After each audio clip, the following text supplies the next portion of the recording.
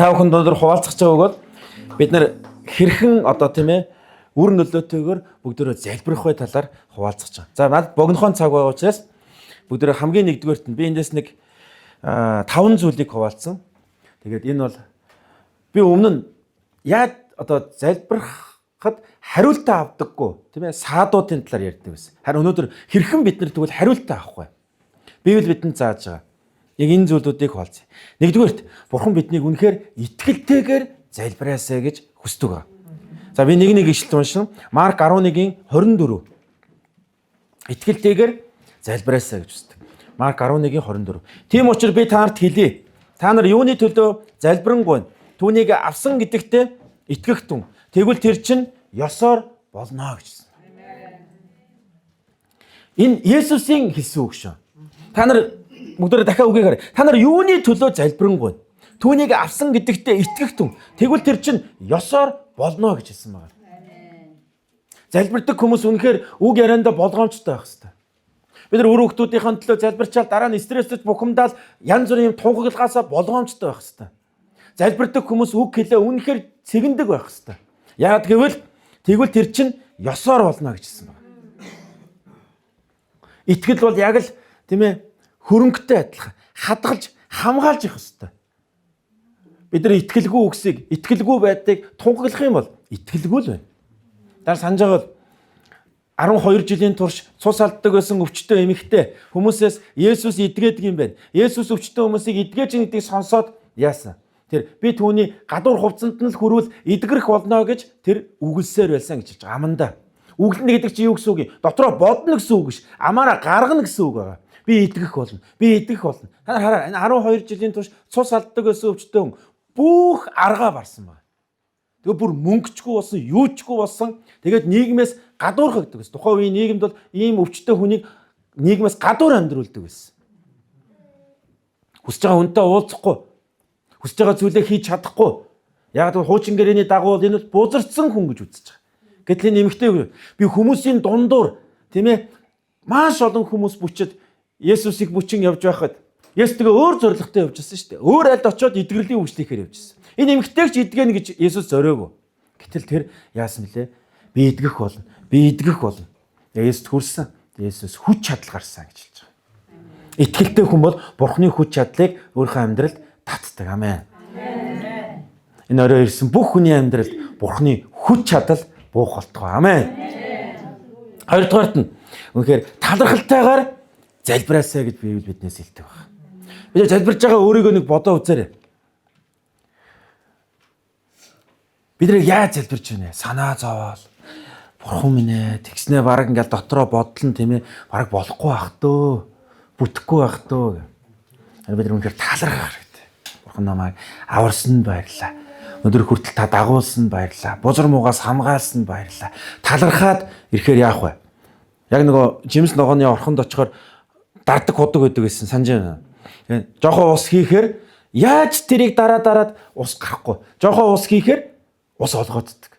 Тэгээд ерөөсөө ингээд хөнгөн болчдөг тийм үү. Ингээд олгоодоо л идэг. Яг тэр шиг талархал бол бидний дотроос залбирлыг булаг мэд ундралдаг. Амен. Талархал харилцаан ч гэсэн тийм байхгүй. Талархал ирэх юм бол амьдрал буцалж эхэлдэг. Талархал эхлэх юм бол тийм ээ бид нэр үнэхээр шал өөр болж эхэлж байгаагаа харж эхэлдэг. Амен. Филиппо номын 4-ийн 6 дээр ингэж хэлсэн байна. Филиппо номын 4-ийн 6 дээр Илч Паул шоронд дохдоо бичсэн загтал шүү дээ. Юунд ч бүү санаа зов. Зарим нэг зүйлд гэж хэлээгүй. Харин аливаа зүйл залбирлаараа болон гуйлтаараа талархалтайгаар хүсэлтэд Бурханд мэдүүлээ гэж хэлж байгаа. Хүсэлтэд Бурханд мэдүүл. 3 дугаарт нь яг энэ үгтэй холбоотойгоор 3 дугаарт нь хүсэлтэйгээр залбирах хэрэгтэй. Хүсэлтэд залбирна гэж байна. Би танад хүсэлтэд залбирж байгаа бол та нар 2026-нд дэвтэр гаргаад бичээрэй заяа. Үнэхээр бичээрэй. Бурхан минь би ийм зүйлийг амаар байна. Ах маань, эгч маань, тэр маань аврагдаасаа, ингэж өөрчлөгдөөсөө, ингэж өсөөсөө, үр хүүхдүүд нь ингэж тийм ээ хөгжөөсөө бичээрэй. Хүсэлтэй гэдэг бол яагаад гэвэл бид нар хүсэлгүй байгаагийн нэг шалтгааныг зүгээр мартдаг. Тэгэл өлег болсон залбираа залбираа. Өө тэгэж өгөөсөө, ингэж өгөөсөө. Тэгээд нэг залбирал удирж байгаа ч юм уу гид санахаараа өө тэгээсэй гэ. Та боддоо хүсэлтэй хүн гэдэг чинь зоригтой хүний тухай хэлж байгаа байхгүй. Амен. Тэгээс хүсэлтэй гэдэг та зоригтой гэж бодож байгаа. Би хүсэлтэй зах яваад юм авах гэж байна. Дэлгүүр яваад юм авах гэж байна. Зоригтой юм бохгүй юу? Тэрийг л авна.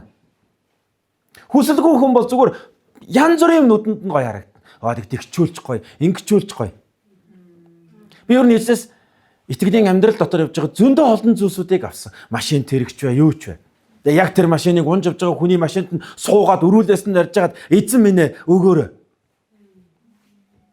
Хүсэлтэй байна гэж байгаа байхгүй. Би хүүхдүүд маань надаас юм гоох юм бол нэг нь задаваараа өгөхгүй дээ гэдэг царайгаар гоох юм бол ер нь өгөхгүй байх. Харин аавд байгаа. Аав өгөх болно. Аав бол өгдөг гэдэг нүдээр над руу ирэх юм бол би зүгээр бараг гуйснаас нь илүү өхийг өгнө. Хүсэлтэй байх маш чухал. Тэр Марк номын 10:51 дээр ингэжсэн байна. Есүс түнд өөрсдийнхөө төлөө юу хийхийг надаас хүснэ вэ гэхэд сохор ир түнд рабуни багш гэсэн утгатай намайг дахин хардаг болгооч гэсэн. Есүс хүмүүсийг эдгэхдээ хүсэж гэнэ үү гэдгийг асуужсэн. Би ганцхан ишлээ. Өөр нэг хэд хэдэн ишлэл сайн мэдээ номнууд байгаа. Чи хүсэж гэнэ үү? Нэг удаа та хүсвэл гэж хэлсэн. Тэгсэн чинь би хүсэж байна гэж хэлсэн. Бурхан бол үргэлж хүсдэг. Амен. Бурхан үргэлж хүсдэг. Хүнтэй адилхан биш. Өнөөдөр нэг хүсэл маргааш нь гуниглаад тэгдэггүй. Бурхан үргэлж бидэнд хүсэлтэй байдаг. Иремья номын та нар санаж байгаа 29-р бүлэг дээр Иремья Вавилон руу боол болоод явхаас өмнө өөрийн ард түмэндээ хэлдэг шүү дээ. Та нарт зориулж байгаа төлөвлөгөөг би мэднэ гэж Бурхан хэлж байгаа.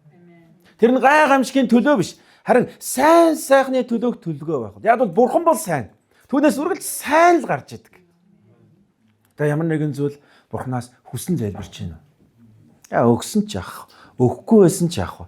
Бурхан ингэж ивээсэн ч яах вэ? Ивэхгүй байсан ч яах вэ? За бараг л ивэхгүй бах төө.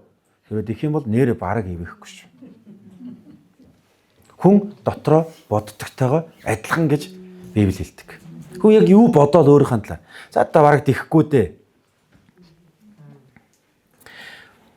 Дул номын 37-гийн 4-дээр ингэж хэлсэн. Эзэнд баярлагтун. Тэр чамд зүрхний чинь хүслийг өгнө гэж хэлсэн. Бурхан бидэнд хүслийг өгдөг. Би нэг богинохон гişлээ. Нэг удаа хизээг санахгүй нэлээд олон жилийн өмнө. Бурхан минь ээ. Би ингэж сурсан байхгүй юу? Сурж байхдаа. Бурханаас хэрэгцээгээ асууж залбирж байгаарай гэж. Их сонирн байгаа зү. Бид нар болохоор хэрэгцээгээ мэддэг байгаа. За ийм юм хэрэгтэй, тийм хэрэгтэй. Гэхдээ яг үнэндээ бол Бурхан түүнээс ч илүүг нь мэдж байгаа байхгүй юу? Тэнгүүд би сурсан учраас асуух Бурхан минь ээ. Та яг намайг харахтаа юу хэрэгтэй гэж харж байна. Тэгээд Бурханыг сонссон. Бурхан намайхнаар биний бодож төсөөлснөөс илүү зүйлийг хэрэгтэй гэж харж. Тэгээ чиний талаар залбирч эхэлсэн. Тэгээ бүлээж авсан. Эзэн зүрхний хүслийг өгнө гэсэн байхгүй. Бид нар юу хүсдэг, юу хүсвэл сайн, юу хүсэх ёстойг маань Бурхан биднэрт өгч идэг байна. Тэр учраас энэ Бурхан биднэрт энэ хүслийг өгөхийн төлөө залбирна гэдэг маш чухал. Тэгээд та нар харах юм бол дуул 51-р бүлэг бол Давид гэм нүгэл дунаад унсан үедээ дуулсан, тийм ээ Бурхан руу хандсан дуул байгаа шүү дээ. Тэгээд Давид гэм нүгэл хийхэд юугаар алдсан бэ гэх юм бол хүслэнд сүнсээ алдсан байна. Хүслэнд сүнс гэдэг чинь юу гэх юм бол хүслэнд тэр зүрх сэтгэлээ алдсан, юм хүсгээ болцсон. Тэгээд дуул 51-11-ээс 12-ыг харах юм бол ийгс. Оршихуйгаасаа намайг бүү холдуулаач. Ариун сүнсээ надаас бүү аваач. Авралынхаа баясгалыг надаас сэргээж өгөөч. Хүсэл зоригийнхоо сүнсээр намайг дитгэеч гэсэн. Бурхны хүсэл зориг орж ирэх хэрэгтэй. Бид нар хүсэлтэй байх хэрэгтэй. Паул шоронд байсан ч, хаанч байсан, үргэлж хүсэлтэй байсан нэг. Бурхан түүнд энэ хүслийг өгдөг байсан. Бурхан энэ хүслэн сүнсээр түүнийг дитгэдэг байсан. Би яг одоо залбирч олон жил үйлчлээд ирэхээр ингээл юм болдог, ингэж л хийдэг гэдэг. Харин хүслэн сүнсийг Бурхан өгөөсэй. Үнэхээр хүмүүс аврагдаж, хүмүүсийн амьдрал өөрчлөгдөж, үр хөвгтүүд нь өрөөгдөж, элэг үтэн эрүүл сар бол үнэхээр ерөөлийн суугуулж амьдарч байгааг харах тэр хүслээр намайг өдөр болгон дүүргэж. Зүгээр нэг материаллык зүйлэр биш. Хүмүүс түрүүн манай улсын отхон сүрэн ахлагч битэр хоолн дээр цуг суугаа ярьж байсан. Хэдэн жил болоод ирсэн чинь хүүхдүүд бүр өстө амар өндөр болоод ингэж хардаг болж байна. Гой хүмүүс өснө гэдэг гой. Тэгэхээр түүнээс илүү чухал зүйл нь юу гэх юм бол Бурхан таартай, Бурханыг дагдаг, тийм үеийнхэн босч ирж байгааг харна гэдэг бол үнэхээр Бурхан минь. Олон хүмүүс харж чадаагүй шүү. Харин бид харж байна. Бид тэгээд ийм зүйлийг бурхан хийж явах үед юу ч болоогүй юм шиг. Ханд бас бид нар үнэхээр хүсэлтэд залбирна гэдэг маш чухал шүү. Та нар хэрвээ заримдаа ингээл магтаж чадахгүй ч юм уу тэр үед зүгээр л гуйлтуудаа бурханд өрг. Энэ цагийг дэмий битгий өнгөрүүл. Бурханы өмнө гуйлтуудаа өрг. Ер нь би их олон удаа аав ээжийн төлөө залбирдаг. Санаа авралынхын төлөө, эрүүл мэндийн төлөө. Яг тэгвэл бид нэр залбирахгүй бол юу ч болохгүй гэдгийг бид нар мэднэ.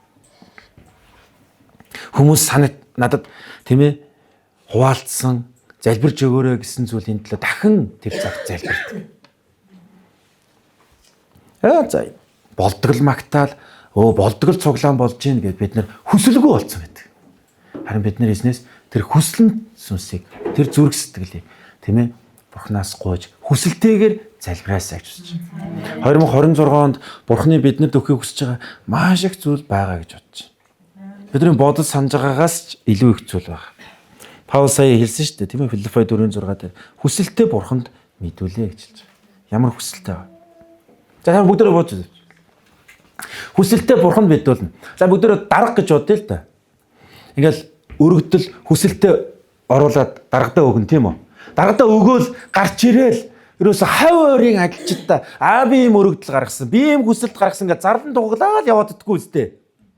Яадаг үлээ? Болгоомжтойгоор хүлээдэг үстэй. Имэн хүлээдэг үстэй. Зөвшөөрөөсэй. Миний тал шийдэж өгөөсэй. Бид нар яг ийм хүсэлтийг ингэж харах хэрэгтэй байхгүй юу? Бид нар ер нь яг юу залбирж байгаагаа хүмүүс яриад байдаг. Бид нар яг хүлээж авах хүртлээ эзэн дотор имэн түүнийг хүлээж тийм ээ эзэн хизээ өгөх бол хизээ биелүүлж өгөх бол дөрөвдүгээрт нь бид нар залбирлаа үр нөлөөтэй залбирахын тулд дөрөвдүгээрт нь бид нар юу сурах хэрэгтэй бид нар хэрэгжүүлэх хэрэгтэй гэвэл тууштайгаар залбирахыг хэрэгжүүлэх хэрэгтэй.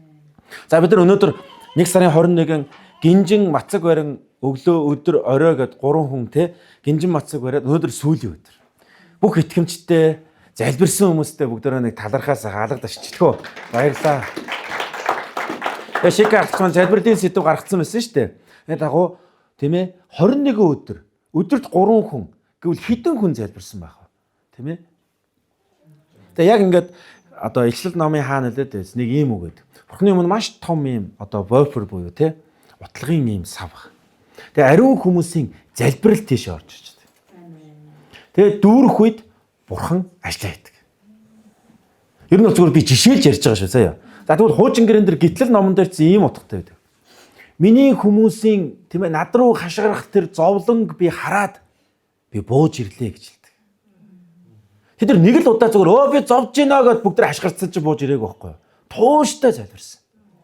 Тууштай гуйсан. Санаж байгаа Мосег дөнгөж төрөхөд жээж аав нь чи бол Израилийг аврах. Тийм ээ энэ ард түмнийг чөлөөлөх удирдагч гэж хэлсэн. Тэгвэл тэрнээс хойш 40 жил, дахиад 40 жил, 80 жил залбирсан байна шүү дээ. Тэгвэл бид нэг 2 удаа залбирчил за болохгүй бах төө биш. Нүдэнд харагдах газараа тавиад хүмүүстэй хамт 1 жил, 2 жил, 3 жил тууштайгаар залбирах хэрэгтэй. Монгол бол үнэхээр 30 жил, зарим нь магадгүй тийм ээ 40, 50 жилийн залбирлын хариулт болсон үндэстэй. Зөндөө сонсч ирсэн бэ. 1960 эдэн онд, 70 эдэн онд бид хамтдаа Монголын төлөө залбирдаг байсан. Манай зууштан залбирлын цаг дээр бол хамгийн их залбирдаг улс бол Монгол байсан. Тийм ээ? Коммунист улсуудын төлөө залбирдаг байсан. Тэгээд ирээд Бурхан ямар гайхамшигтай ажлыг хийж байгааг хараад Бурханыг алдаршуулдаг хүмүүс байдаг. Тэгэхээр бид нар өнөөдөр үндэснүүдийн төлөө, хэн нэгний төлөө тууштайгаар бид нар залбирах хэрэгтэй. Ер нь хувийнхаа кэгзэн төлөө ч гэсэн Лук 18:1 дээр энэ Лук 18 дугаар бүлгийн ихэнх хэсэг бол Есүс бүр тууштай залбирах талаар хэлсэн байхгүй юу.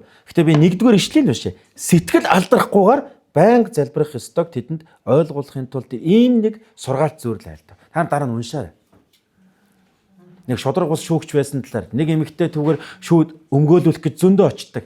Тэгээ сүлд нь эцэст нь тийм ээ өмгөөлдөг. Гэхдээ юу гэж хэлдэг лээ Есүс сүлд нь. Ийм шодрог бус шүүгч хүртэл ингэж өмгөөлж байгаа бол Тэнгэрлэг эцэг чинь тэр даруй та нарыг өмгөөлөхгүй гэж өгчсэн. Бурхан биднийг залбируулаад зовоогоол тэхийг хүсдэггүй. Яг үндэ заримдаа бид нар залбирч эхлэх цаг, хүлээж авах цаг хоёрын хооронд зөв цаг гэдгийг мэдэх хэрэгтэй байдаг. Буруу цаг. Буруу цаг учраас. Гэтэ бид нар залбирч болохгүй гэсэн үг ш. Залбирсаар байх. Харин өөх үед зөв цаг байд юм аа. Амен. 5 дугаарт нь. За энэ бол би нэг өөр газар хуваалцж байгаагүй. Гэтэ сүүлийн үед эзнээс одоо илчилж байгаа зүйл. Нууцаар. 5 дугаарт нь нууцаар залбирч сурах хэрэгтэй.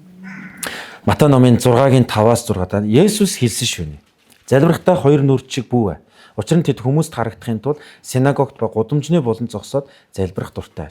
Үнээр би танарт хэлье. Тэд шагналаа авчихсан юм. Харин чи залбирахдаа өрөөндөө орж үүдээ хаагаад нууц оршигч эцэгтэй залбир. Нууц харагч эцэг чинь чамд буцааж төлнө гэжсэн. Тэгээ биднээс асуусан. Та хувийн гэр бүлээрээ зөвхөн бурхан харж байгаа. Бурхан л мэдж байгаа залбирлын цагтай юу? Тэгж гуйж байна. Нууцаар харагч эцэг. Яг л бид нар их тохиолдолд нийтийн залбирал, нийтийн зүйлсэд л идэвхтэй байдаг. Гид санахаар нь залбирал. Гэтэл яг үүндээ бид нар хийн чарааг өглөө усаал тийм ээ. Үнэхээр хүүхдүүдэд унтчих эзэн минь ээ залбирч байгаа. Тэр залбирлыг эзэн харахыг хүсдэг байна. Яагаад? Таны бодолтой. Би таарт өнөөдөр энд ингээд олон хүмүүсийн өмнө ярьж шít. Би олон хүмүүс нийцэх байдлаар ярьж байгаа шүү дээ. Гэтэл би түрүүн отгон сүр ахлагчтай ярихад ингэж ярихгүй шүү дээ. Тийм шүү дээ. Яг хувьчлан ярина. Хувьчлан сонсно. Бурхан үнийг л бидээс үсчдэг. Эзэн минь биднэрт нэг юм хэрэгтэй байна биш. Чамд. Би чамд яг одоо анхаарч байна. Би яг чиний гуйлтыг сонсмоор. Би яг чиний амьдралд юу хэрэгтэйг сонсоод хариулмаар. Би яг чамд зориулсан гайхамшиг юмар. Би яг чамд зориулсан төлөвлөгөөгөө мэдүүлмээр. Бид нар ингэж нийтийн ус эзэн нийтийн дунд ярихгүй шүү дээ, тийм үстэй. Мэдээж бүгдэнд нь өөр арга зам эзэн тийм чадaltaй учраас ярьж чадна л да. Гэхдээ эзэн хувьчлан буюу нууцаар хүн тийм ээ эхнэр нөхөртөөгөө хувьчлан ярьдаг юм а гараал хүн амтнд яриа явдаггүй үстэй. Тийш бурханд бид нар зүр сэтгэлээ удалж бурханд хандан бид нар үр хүүхэдтэй тэгээд яах ёстой хүн хариултаа авах хүртэл амьдралын чинь үр жимсээр бурхан өөрөө алдаршиж гэрчлэгдэж хүмүүст мэдэгдэхэд л энэ бурханд алдар болдог. Тэгээс биш би өөрөө би тэгж залбирж байгаа. Би ингэж залбирж байгаа. Би ингэж итлаг залбирдэн штэ. Би өөртөө тэгж залбирдэн штэ. Бид нар алдрыг өртөө л авч байгаа. Харин бурханд алдрыг өргөх. Харин бурхан бол бидний амьдралд хариулж, бидний амьдралд юу хийж байгаа? Зүгээр л чимээгүй байдлаар тэр үр жимстэй амьдрал, тэр үр нөлөөтэй амьдралаар бурхан өөртөө алдар магтаалыг авч идэг. 5 зүйлийг эргээ санацгаая. Хамгийн нэгдүгээрт нь итгэлтэйгээр залбираарай. Дандаа бид нар итгэлтэй, гоё сэтгэл хөдлөлттэй байхгүй. Одоо бурханаас итгэлийг гуй. Эзэн минь итгэхэд туслаач. Хоёрдугаарт нь тийм ээ талархалтайгаар. Бид нар үнэхээр хамгийн зохистой талархал бол аврагдсандаа талархах хэрэгтэй. Амен. Бид нар чи гин нүгэлтэй хүмүүс аахгүй юу? Там руу явах ёстой хүмүүс аахгүй да. Бид нар үнэхээр талархах хэрэгтэй. Ер нь энийгээ мартах үед маш бардам болдог. Сайндаа Монгол жуулганы пасторудаас миний дотн нөхөрлөдөг олон пасторуудын амнаас юу гардаг гэх юм бол нэгүслэр л энэ үртэл явлаа шүү дээ гэж хэлдэг. Энэ үг надад таалагддаг. Тийм байхгүй. Нэгүслэр байхгүй. Түүний өршөөлөөр л энэ үртэл явсан. Бидний амьдрал бидний мэдхгүй өчнөө аваар осол янз бүрийн зүйлс бурхан хамгаалж байгааг бид нар мэдхгүй л явж байгаа. Тэгээд тийм ээ хүсэлтэйгээр бид нар дандаа хүсэл төрөхгүй. Тийм учраас бурхан бидэнд хүслийг өгдөг. Зүрхний хүслийг тэр өгдөг гэсэн. Юу гуйх ёстой тэр хамгийн сайн мэдж байгаа. Ямар хэрэгцээ танд хэрэгтэй байгааг хамгийн сайн мэдж байгаа. Тэгээд дөрөвдүгээрт нь тийм ээ тууштай.